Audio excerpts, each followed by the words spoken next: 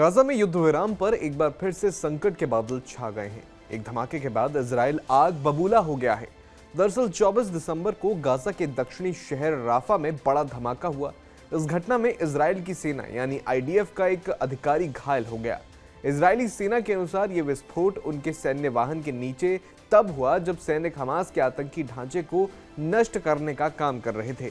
घायल सैनिक को तुरंत अस्पताल ले जाया गया और उसकी हालत खतरे से बाहर है।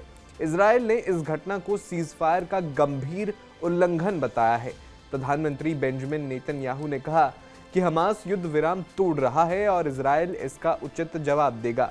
इजराइल का कहना है कि यह धमाका जानबूझकर लगाया गया विस्फोटक था, जो हमास की हिंसक मंशा दिखाता है। दूसरी तरफ हमास ने इन आरोपों को सिरे से खारिज कर दिया। हमास के वरिष्ठ अधिकारी ने कहा कि यह पुराने युद्ध के बचे हुए विस्फोटकों से धमाका हुआ है, न कि कोई नया हमला। हमास ने मध्यस्थों को इस बारे में पहले ही सूचित कर दिया था।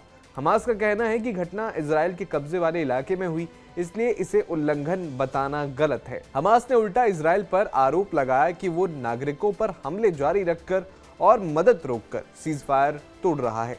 गाजा के स्वास्थ्य मंत्रालय के अनुसार सीजफायर के बाद इजरायली गोलीबारी से 400 से ज्यादा फिलिस्तीनी मारे जा चुके हैं। यह घटना उस समय हुई जब हमास के प्रतिनिधिमंडल तुर्की की राजधानी अंकारा में तुर्की के विदेश मंत्री हाकन फिदान से मिल रहे हैं। बैठक में सीजफायर के दूसरे चरण पर चर्चा हुई। हमास ने कहा कि उन्होंने अपने वादे पूरे किए हैं, लेकिन इजराइल के हमले आगे बढ़ने नहीं दे रहे। सीजफायर अब भी जारी है, लेकिन दोनों पक्ष एक दूसरे पर उल्लंघन के आरोप लगा रहे हैं। इजराइल ने पहले भी ऐसे मामलों में जवाबी हमले किए हैं। फिलहाल कोई बड़ा हमला नहीं हुआ है, लेकिन तनाव बढ़ गया है। आपको बता दें कि सीजफायर के दूसरे चरण में अंतर्राष्ट्रीय बल की तैनाती, गाजा में नई सरकार बनाना, हमास का निरस्त्रीकरण और इजरायली सैनिकों की पूरी वापसी जैसे मुद्दे अटके हुए हैं। आपका इस पूरे मुद्दे पर क्या कहना है, हमें कमेंट बॉक्स में जरूर बताएं।